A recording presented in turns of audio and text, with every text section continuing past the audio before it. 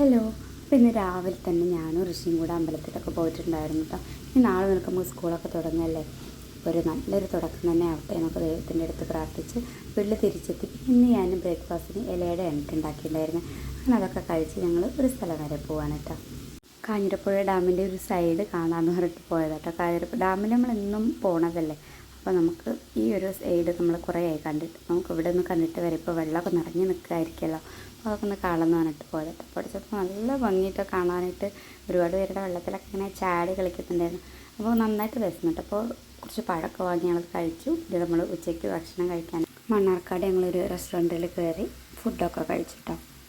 ഫുഡൊക്കെ കഴിച്ചിട്ട് നമുക്ക് വീട്ടിലെത്തിയിട്ട് നാളത്തേക്കുള്ള കുറച്ച് കാര്യങ്ങളൊക്കെ ചെയ്യാനുണ്ട്. കുറച്ച് ഡ്രോയിങ്സൊക്കെ നമ്മൾ ഇന്നലെ ചെയ്ത് വെച്ചിരുന്നു, ബാക്കി കുറച്ചുകൂടെ ചെയ്യാണ്ടായിരുന്നു കേട്ടോ. അങ്ങനെ ഫുഡ് കഴിക്കലൊക്കെ കഴിഞ്ഞിട്ട് ഞങ്ങൾ ഡെസേർട്ടായിട്ടൊരു സ്ലൈസ് കേക്കാണ് കേട്ടോ മേടിച്ചിട്ടുണ്ടായിരുന്നു. പിന്നെ ഞങ്ങൾ വീട്ടിലേക്ക് തിരിച്ച് പോരുന്ന വഴിക്ക് ചോളമൊക്കെ മാങ്ങയൊക്കെ മേടിച്ചു.